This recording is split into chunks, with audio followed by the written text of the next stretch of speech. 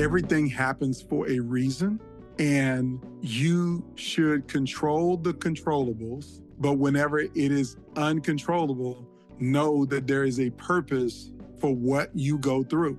There is a purpose for what you experience. There's something that you're supposed to learn from those experiences. Hello and welcome to the Unlock Lab. I'm so glad you're here. I am thrilled that this is a two-part series conversation with Anton Gunn, who is a former senior advisor to President Barack Obama and the world's leading authority on socially conscious leadership. Today, we're going to talk about his amazing career journey and the audaciousness in his pursuits. This is going to be a conversation you're not going to forget. If you're new to the podcast, let me just pause first and say welcome. I'm Tosca DiMatteo. I'm the founder of Tosca Coaching and Consulting, and I do the work at the intersection of personal growth and professional breakthroughs. I'm a keynote speaker, coach, and facilitator of deep conversations. If you want to learn more about how I can help you or your organization, please visit CoachTosca.com. I'm so excited to talk to Anton. And before I dive into his bio, I want to share with you that this conversation is coming out of his generosity of saying yes to basically a stranger. You see, I saw him speak at the National Speakers Association New York City chapter meeting, where he was really giving back his time and energy and wisdom and knowledge to this community of speakers to help us build the businesses that we dream of. I was really inspired by him, and I asked him after a very long day of being of service and being in front of this audience and coming to the happy hour afterwards to continue conversations. It was at the very end of this where I asked him if he would be willing to come onto my podcast. And without knowing me, without knowing anything about this podcast, he said yes, because that's the kind of guy he is. And that's why I'm so excited for you to get to know him here. Anton Gunn is a former senior advisor to President Barack Obama and the world's leading authority on socially conscious leadership. He has a master's degree in social work from University of Southern Carolina and was a resident fellow at Harvard. He is the best-selling author of The Presidential Principle and has been featured in Time Magazine, The Wall Street Journal, Inc. Magazine, and so much more. Recently, Anton was named by Fierce Healthcare as one of the most influential minority executives in healthcare. As an international speaker and consultant, he has worked with organizations like Mercedes-Benz, T-Mobile, Entrepreneurs Organization, and many more. From playing SEC football and being the first African-American in history elected to the South Carolina legislature from his district early in his career to now serving as CEO of 937 Strategy Group and serving on multiple boards, he has spent his life helping people build diverse, high-performing teams and world-class leadership culture. I'm so thrilled to have Anton here. So let's get into it. So first of all, I'm actually curious. I just wanted to ask, because obviously we're just at the start of building a relationship, hopefully beyond this moment. But I'm curious why you said yes to coming on here. Well, I have a long history and a long experience of wanting to add value to people in whatever ways I can add value. And I remember a part of my journey and part of my story goes back to those days when I was just getting started, when I was either younger in age or younger in experience, and looking for people who I saw as much more senior, much more at the level where they felt like they were doing their thing. I reached out to them and they weren't responsive. They weren't supportive. They weren't nurturing. They didn't, impart any wisdom or any advice. And I just had to kind of figure it out on my own. And I never want to be that person that doesn't add value to people. So my team hates it, but I tend to say yes far more than I should. And literally, we just had a staff meeting on Tuesday. So 3 weeks ago, I'll give you this backstory very quickly. 3 weeks ago, I was traveling and I couldn't join my staff meeting. We do a Tuesday, what we call an L10. It starts at 10 a.m., goes to 11:30. And so I emailed my assistant, Crystal. I said, Crystal, I'm traveling right now. I can't join the meeting today because I'm actually going to be on stage at the time the meeting starts. So here's what I like for you and the team to do.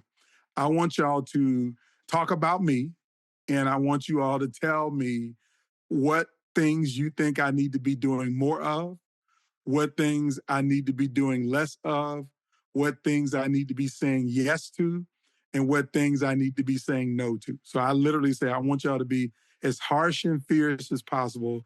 And then also tell me what things do you think are an impediment to me actually growing my business and being successful as I want, because I'm not there yet. I'm not even close to where I want to be. And she said, "Are you sure?" I said, "Yeah, I'm sure. This is what I want y'all to have a meeting about," right? So, boom, they had the meeting.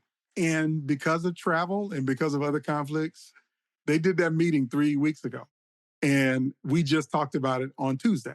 And so, actually, it was 4 weeks ago when they did the meeting, and we talked about it on Tuesday. And one of the things that they said to me is, Anton, you need to learn how to say no to things that don't generate revenue for you, because you say yes to everything and you spend time serving and volunteering and giving my time away to people that we can't see translating to these big business goals that you have laid out, right? And they're not talking about a podcast like this at all. They're talking about is that I volunteer and I serve on boards. I serve on 2 national boards and 1 local board, where I spend my time going to board meetings. I spend my time in board retreats. I spend my time in all these other things that are service related, but don't actually help me to make money. And sometimes I sacrifice making money to go do these service opportunities. So that's just one context. And so I never want to not be of service to people. If there's something that I can do by sharing my story, adding value to help people along their journey, one of the cornerstones of my philosophy in life is to be useful to the people around you. Be useful to the people around you, because we can't control everything, right? We can't control the weather, despite what some people think. We can't control what happens in Washington, D.C. We can't control the stock market. We can't control whether we go to war or not. We don't have a whole lot of control over those things. And if we spend our time focused on the things that we can't control, we will drive ourselves into a state of madness and anxiety and powerlessness. We will feel like we have no power. We have no ability to impact things. So I've gotten to a place that I don't focus on those things. I focus on what I can control. And what I can control is how I spend my time. And inside of spending my time, I like to be useful to the people around me. So when I was in New York, my job was to be useful to the people around me in that room in whatever way I could. And so when I'm in that moment, when I'm being useful and someone asks me to do something, I'm going to do whatever's in my power to be useful to them. Oh my God, I love that. You're getting me all emotional just having that orientation in life. And I want to say like, amen, amen, amen to all of that, to being useful. Obviously, so much of what you do is about being of service. Like I read the presidential principles, and I think it was just so beautiful to be able to read that and get to know your philosophy and your values. And obviously you live your values very clearly. Yes. And also, it's funny because when you were sharing that story, I was like, oh my God, were they telling him you can't say yes to these small podcasts No. like this? But I'm telling you, I'm calling in abundance. I'm calling in opportunity with this opportunity, like for it to not only be of service to folks listening, but also for you to continue your service in paid ways as a result of this. So I'm just calling that in for us. But I'm sorry, I think I cut you off. You were about to say something. No. You're right. And the context of like the podcast world for me is that there was a time where I've been on more than 100 podcasts. I know I have, at least this point. There was a time where I was like, I need to cut back and stop doing them. And then when I was doing an audit on my business, there's these 22 questions that one of my coaches gave me and asked me, do an audit on your business by answering these 22 questions. And one of the questions was, when's the last time you've been on a podcast? And when I really thought about it, it had been more than 6 months since I've been on a podcast, which is not what I should be doing. I mean, I should be in more spaces. And particularly if you think about the algorithms and chat GPT and all of these other things, right? It's better for you to be on more podcasts, whether that podcast has 1 million downloads or one download. And the content lives forever in perpetuity.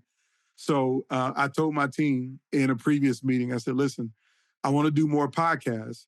And then the second thing is to make sure that we add value to that audience. And so I always have a giveaway that I give away to the audience. And so allow people who may hear the podcast at a later date, go to the show notes, get the link, and be able to get some value that we continue to give to other people. Amazing. Look, you just opening your mouth and speaking your experience and your truth is value. So like everything on top of that is it sprinkles and icing, So, but thank you for that. I didn't know that myself. So I'm excited for the audience to know about that. And I'm kind of envisioning this conversation going in two different thematics. And we only know where it'll go because I like to follow the flow. But I have my things, But I think the first part and the reason why I initially was like, Anton, I'd love to have you on my podcast is because you have this incredible career journey. And of course, that's where all your leadership lessons come from. And I know, I was looking at your media kit and stuff, and like you have little bits and pieces. I'm kind of like, I kind of want to take a little bit of all that stuff, like I want to talk about hip hop. I want to talk about leadership and I want to talk about career because I think you serve as such an inspiration for what that looks like, the messy middle of that stuff. And that's the other thing I talk about on here, right? It's not just here's the sunshine and roses part of the story. It's like let me tell you when I was like laying on the couch miserable or laying in the middle of the Bahamas, surrendering, that kind of stuff. So that's just a little bit about what I try to do here. And like, you do all of that stuff. So I didn't even need to give you this preamble and it would be perfect. The other context is those dark points. Like for people who are stuck in their career or can't figure it out, my 18 months of unemployment where I couldn't get a job, nobody would ever hire me. I was crying myself to sleep at night, trying to figure out what was wrong with me, why nobody would give me an opportunity, was the formative story of my journey. To go from being a talented, super successful high school athlete that got recruited by all of these colleges and then going to college and being a miserable, miserable person for 4 years because of how I was treated in school and by my coaches and feeling less than, and to leave there not feeling talented at all, and then applying for 80 positions and nobody ever giving me a call back, not even a single interview. I think I got 3 interviews. And for them to tell me that you look good, you sound good, but you don't have any work experience, so we're not going to give you an opportunity. And then having to move back home with my parents, cry myself to sleep at night, just not knowing what was going to happen good for me in my life and feeling the worst of the worst. I definitely can share a story in that space. Yes, I definitely want to dive deep into that. The early part of your career was tough. You had some challenging leadership. You had to change your direction in what you were pursuing out of school and out of the football world. So I'd love for you to tell me like what that part of your life was like, where your head was at in terms of thinking about the career ahead of you while you were in school. Yeah. Great place to start. And actually to really context it for your listeners and your viewers, I wanted to be a teacher. I wanted to be a high school U.S. history teacher. See, I'm fascinated by history. I believe if we don't learn from the past, we don't understand our present, and we end up making the same mistakes in the future. And I wanted to make sure that I did my part to invest in young people. I wanted to be a teacher. My mom was a teacher. My favorite teacher in school was a guy named Eric Carlson, who was my 11th grade U.S. history teacher. So all I wanted to do was to teach and also to coach basketball. I wanted to coach girls basketball in high school. Basketball was one of my favorite sports. And I know I played football in college, but basketball was what I loved. So when I got to college, I wanted to study history education and be a teacher. But, sometimes in life, you can want something and immediately be derailed by the environment around you. And that was what happened to me. So I got to college after being recruited by multiple schools to play college football. I came to the University of South Carolina, and my coaches changed my position, broke a lot of promises to me, and began to treat me in a way that I would simply say was disrespectful, is the nicest word that I could come up with. And I wasn't used to that kind of environment, and I wasn't mentally prepared for that kind of treatment. And that disrespectful environment really shook me mentally and emotionally. So much so that I lost focus on the goals that I wanted, the things that I wanted. So I was in such a what I call a hostile environment that I threw what I wanted to do out of the window, and my only point was to survive. And so to me, surviving was, how do I get a college degree as fast as possible to get away from these coaches and to get away from this school? So it meant just getting a history degree and not getting a history education degree. See, because if you take history education, you got to spend a whole nother semester doing student teaching before you could graduate. But if I just focused on history, maybe I could finish in 4 years. But then I realized there's summers that because I was on football scholarship, they paid for summer school. So I took 12 hours each summer after my freshman year and after my sophomore year.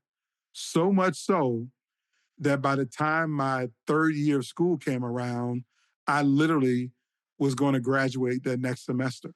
I said, let me get the history degree and I'll get away from these people. When I graduated, I had my degree. I had a year left of eligibility in football, and so I was away from them and didn't want to play, didn't have to play. I got what I came to get out of the deal, which was the free education. Can I ask you a quick question about that? Because Go I'm ahead. also translating this right into corporate environments that people are in where they're like, this is not working right now for you. Yeah. Was it ever an option to be like, let me transfer to another school. Let me find another environment that's more supportive. No. Did you think about that? Yes. Was it just like, Yes. Great question. See, great question. So this is where family comes into play. And I can definitely context this for you from a corporate work environment standpoint. Number one, a lot of times we make decisions about whether we stay in places or leave places because of our family.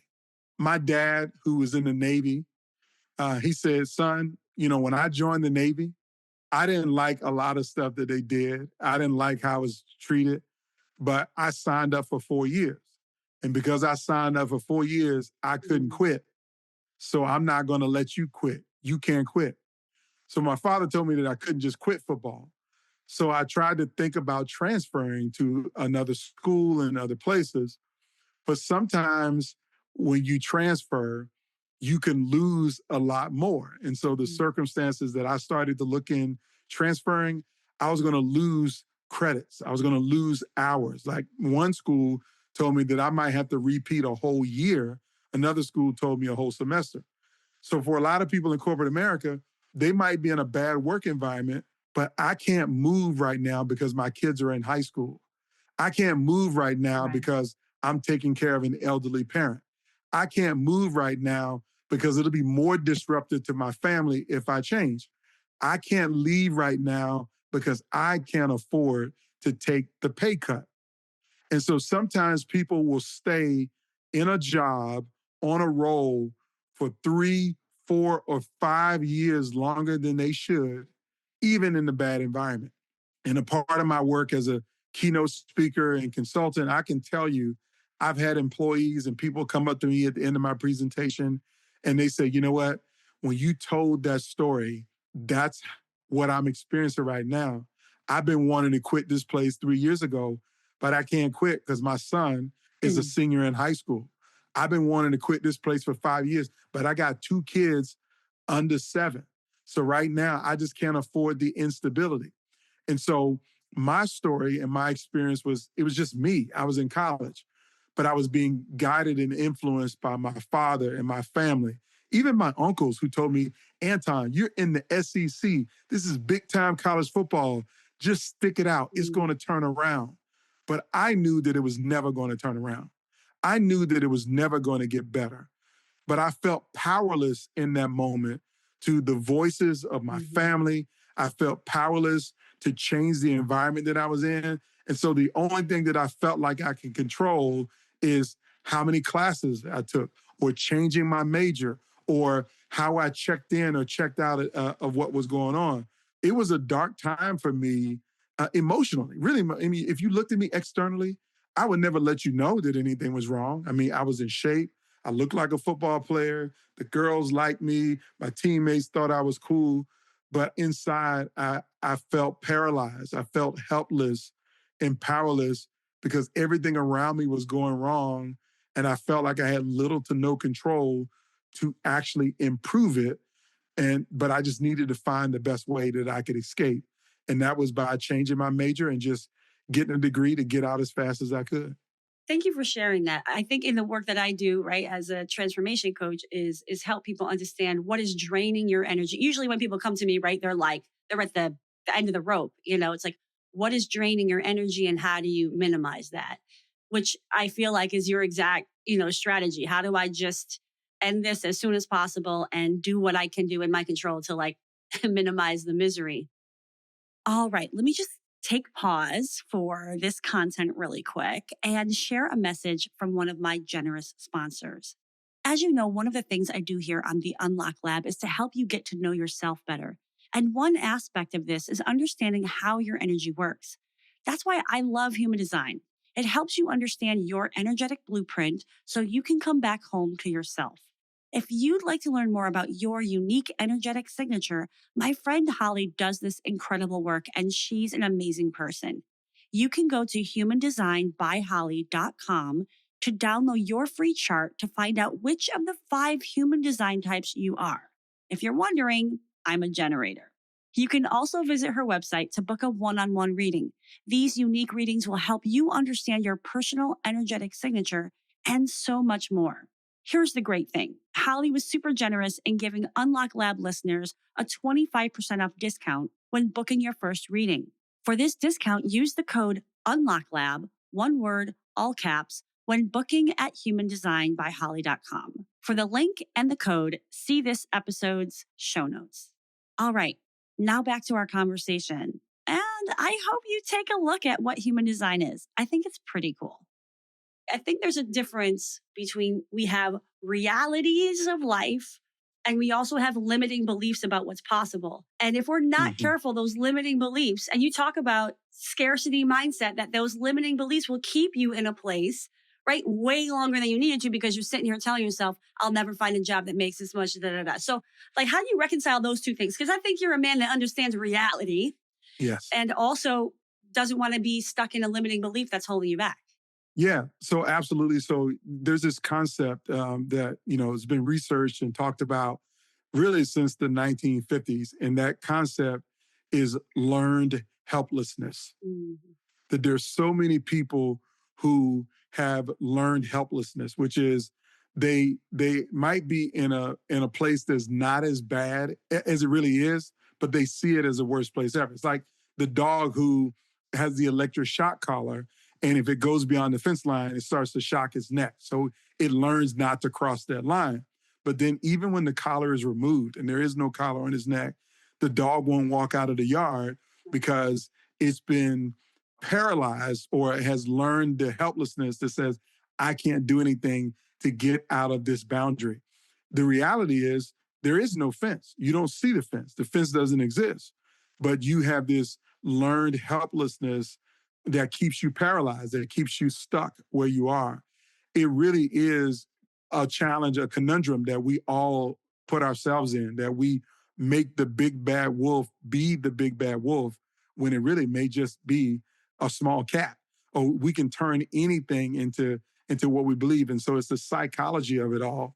I did have a lot of learned helplessness, and some of that could be attached to the fact that I grew up in Virginia, but I went to this unfamiliar environment in South Carolina, and I was unsure of what was off the campus or outside the door, that that there were, or that my dad told me when I graduated high school that, you're an adult now, you can't come back home. I mean, we graduate people out of this house and go off into their own independence. And so we have this ceremony in my family, and it's funny ceremony, which is my mom has a set of china for the six of us. It was my mom, my dad, me, and my three brothers. So six family members. And so when I graduated from high school, my dad brought everybody into the dining room where the china cabinet is, where the six sets of china sits. And he opened the cabinet in front of the entire family and friends. And he says, we have 6 plates of china here because when we have our special dinners, everybody gets to come and eat. And then he reaches in, he grabs a plate, and he says, Anton, this is your plate. You're graduating from high school, you're going off to college, you're an adult now. And so I want to remind you of something. And he smashes the china on the table and breaks the plate. And he says, you don't have a plate anymore, which means you can't come back anymore. This is not your house. Now, he didn't literally mean I could never come back and visit, but the context is that, that's a rites of passage to go off and be on my own. He told that story to a reporter one day when he dropped me off at college. And the reporter, I said, are you serious? He says, no, he can come back. He just got to eat off paper plates. But the symbolism Yes. of the broken plate is like, I can't go back. I have to make it work. I have to survive this, thrive this. I gotta come out of this in the best way that's possible for me. That is the only way that I'm going to get through it. And so, yeah, we do know the reality that things ain't as bad as they are, but a lot of us have learned helplessness, and it leaves us feeling powerless. And I will say that I struggled with powerlessness during those days, but there's also other times I've also struggled with powerlessness. Even when I was in a senior position, a senior leader, or at a position of authority, I've had moments where I have felt powerless. And so most of my life has been reconciling what I know to be real and what I know to be not, and then overcoming that. Oh my gosh, there's so many threads I want to follow with all of that. Thank you for sharing. And I'm Mm-hmm. so glad that my dad didn't hear that story when I was in high school, because I think he would have smashed that plate himself. And Yeah. I want to come back because I don't want to lose a thread of you walking us through the journey, but I do want to come back at some point and talk about how do you come back and find your power when you have felt powerless. But I think this next part of your story is going to help with that too. So you blood, sweat, and tears through college. It was really harsh. You had harsh coaches, harsh experience, and now it's time for you to figure out what you're going to do next. So talk us through what that looked like. Yeah. So I didn't know what I was going to do next. I was angry, very angry at my college football experience. I felt like I got robbed of opportunity because, every high school athlete that goes to college thinks they're going to the NFL. And the backup plan is to be the school teacher and the football coach, or the basketball coach in my case. That's the backup plan. But I never really got on the field. And I felt that my coach stole an opportunity from me, made me change my major. They forced me into the decisions that I made. So now I'm out of school, sleeping on the couch at my fraternity brother's house. I didn't even own a suit. I had a pair of slacks and a white shirt, but I didn't own a suit. And I needed to find a job. And so I'm now applying for jobs, sending off resumes, not getting any callbacks. I'm applying to every ad in the newspaper that had a job posted. I'm doing everything to try to find a job, and I'm not getting any callbacks. And then the 3 times that I did get a callback for an interview, I had to borrow a suit from my friend who just happened to be about my same size. I'm wearing his suit, his tie, and my one white shirt. And I'm going to the job interview, handing over my resume, and unfortunately, because of college football, there was nothing on my resume. And what do I mean, nothing? At the time that I played college football, it was against the NCAA rules for athletes to have a job and to earn money. So most athletes had no work experience that played college football. Maybe you got a summer job if you weren't in summer school, but I took summer school every summer. So I didn't have anything on my resume other than the fact that I played football and I was the president of my fraternity chapter. And so they looked at this resume with literally nothing on it, just a skills resume. And every person that interviewed me said, Anton, well, you sound good and you look like a professional. You look like you could do what we're hiring for, but I got nothing on this resume to go off to tell me that you could actually do it. So I can't make you an offer. I struggled to find a job. That was like the first 6 months out of school. And then I had to do what my dad told me that I couldn't do, which is to come back home. So I ended up moving back home into my parents' house, into the same bedroom that I was in high school, sleeping on the same bed with my same hip hop posters on the wall, and my same stereo sitting on my dresser, even the clothes that I left behind that I couldn't wear anymore because I got so big when I played college football. And I felt like I lost 4 years of my life, that I was back at being 18 when I was now 22. I struggled. So I said, I got to piece something together. So I did telemarketing, basically worked at a telemarketing company, calling people on the phone, asking them to buy stuff or donate to this organization or campaign.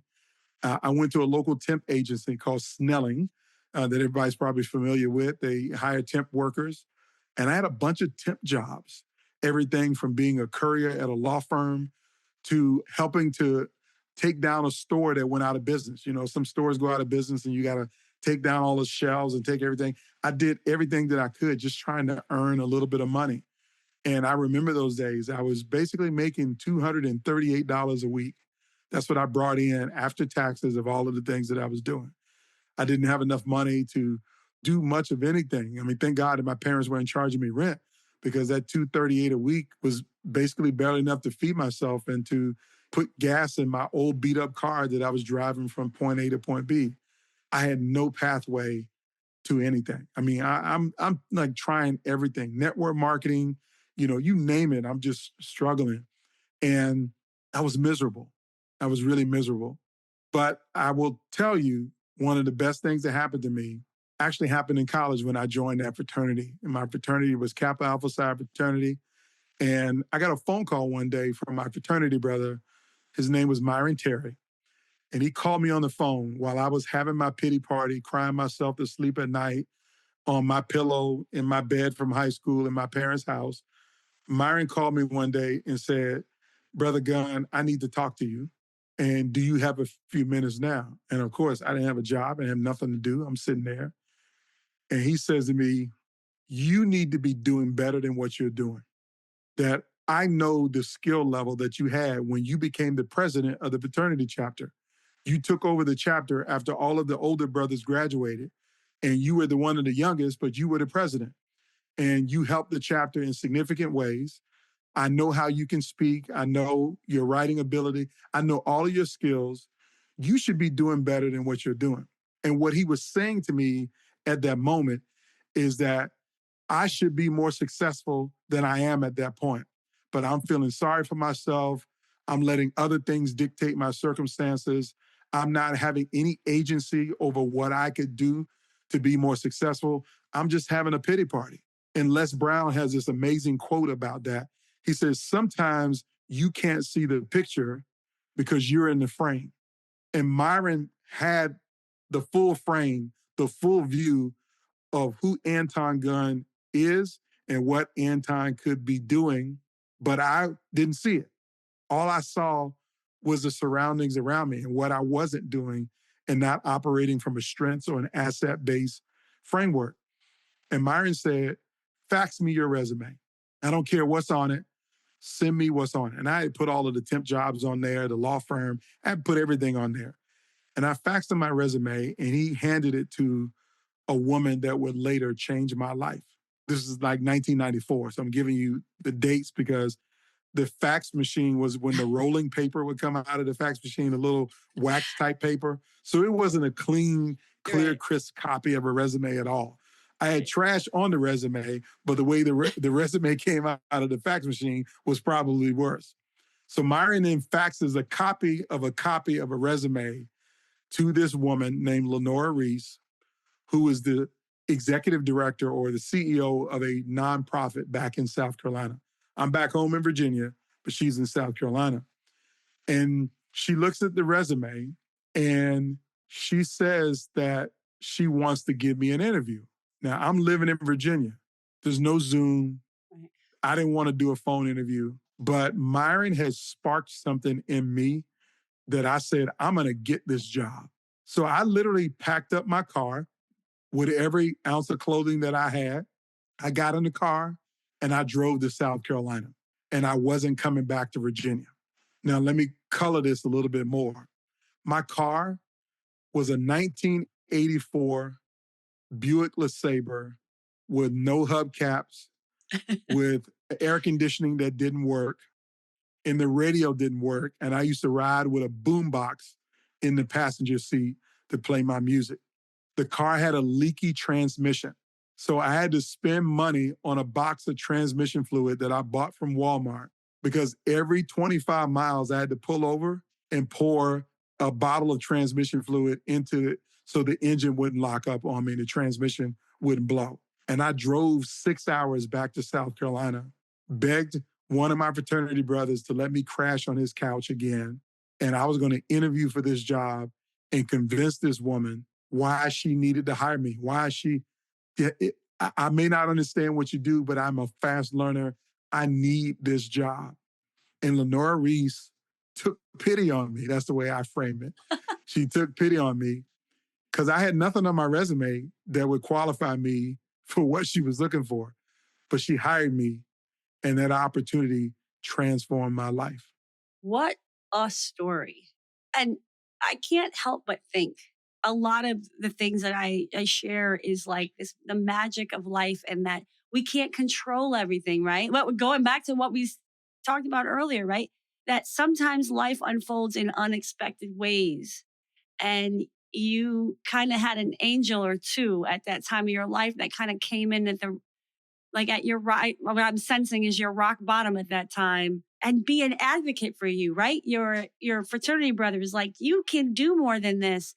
And I'm curious, when you look back at that and you see that you were in that valley, how do you see it now in retrospect, right? Of how life Yeah.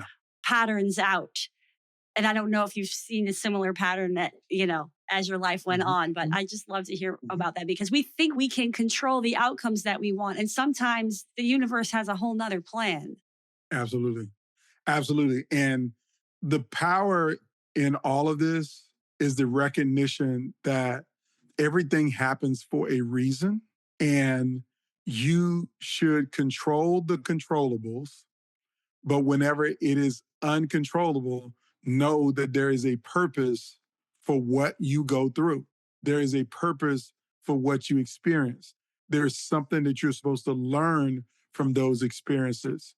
And your job is to walk through it, whatever it is. It's to not quit in the midst of the adversity, in the midst of the trials. And I've had this repetitive pattern throughout my life and my career, that the college football experience set the table for things that I would experience 15, 20 years later working for the President of the United States. It would set the pattern for what I would experience when I was a C-suite executive working at a $1.6 billion health system as a leader. So these patterns show up, and the success of life is learning the lessons so when they show up. And so going back to me being a history major, you're doomed to repeat the past if you don't learn from it. We're all doomed to repeat the past if you don't learn from it.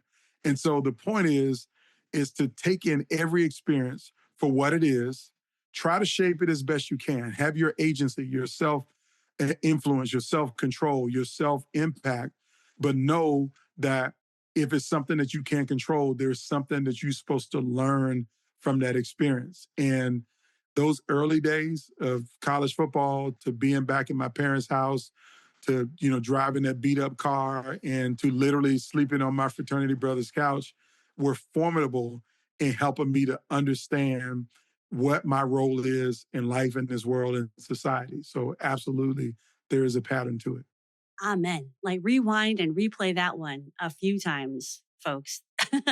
one thing I also want to highlight in your choice, right, when you got that phone call and when you got that offer, is that you didn't block your blessing.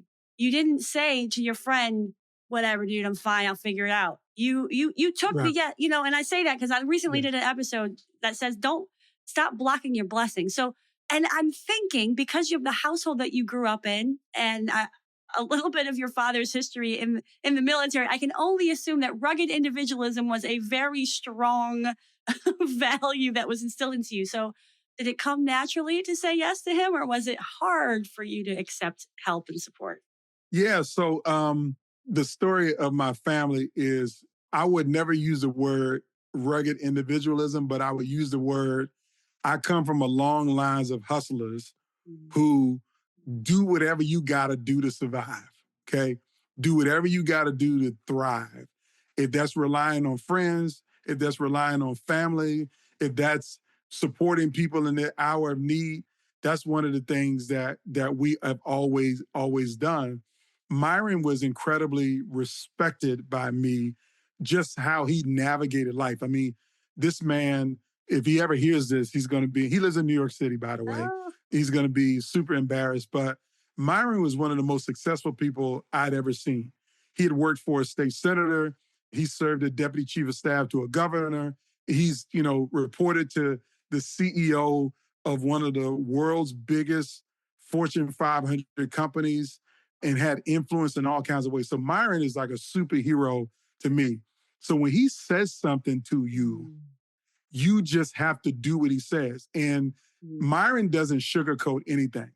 He will use choice words to tell you that you need to be better than what you are. So he don't mind calling you a sorry MFer because you acting like a sorry MFer right now. Right. And you should be doing better than what you're doing. And so when Myron says those things to you, he's not saying it out of malice. He's saying it because he cares. And the failure is if you don't respond to someone who is demonstrating to you that they care about you. And Myron cared enough about me to pick up the phone. There are hundreds of fraternity brothers. He could have called anybody else, but he chose to call me, and he wanted to help me. And so I made a decision to be responsive and to accept his help. And let's be clear, change happens when the pain of staying the same is greater than the pain that it takes to change. And I didn't want to be at home in my parents' house. I didn't want to feel like a failure. I didn't want to feel like I wasted 4 years of my life, that I had a college degree and I was laying back home in my bed, in the house that I grew up in, like an 18-year-old. I had 3 younger brothers that I needed to be a role model for. And do they see this as a good example that you go to college, play college football, but you come back home and you're doing the same thing that you were doing as if you never went to college? So that was painful to me. And I wanted to change that pain. And Myron gave me a pathway and an opportunity to change the pain, to remove the pain, and to walk into something new. And that's why I said yes to whatever he was telling me to do. Wow. Okay. What an amazing conversation this has been already. And I know there's so much to absorb. So I'm going to put a pin in it right here. We're going to make this part 1, and we're going to do a part 2 to continue to hear Anton's story and how he got to the Oval Office. If you received value from this conversation, I'd love to ask you a huge favor. Please like, rate, review this podcast on whatever platform you're listening on, and share it with someone you think needs to hear these messages. Thank you, as always, for joining me in the Unlock Lab, and ciao for now.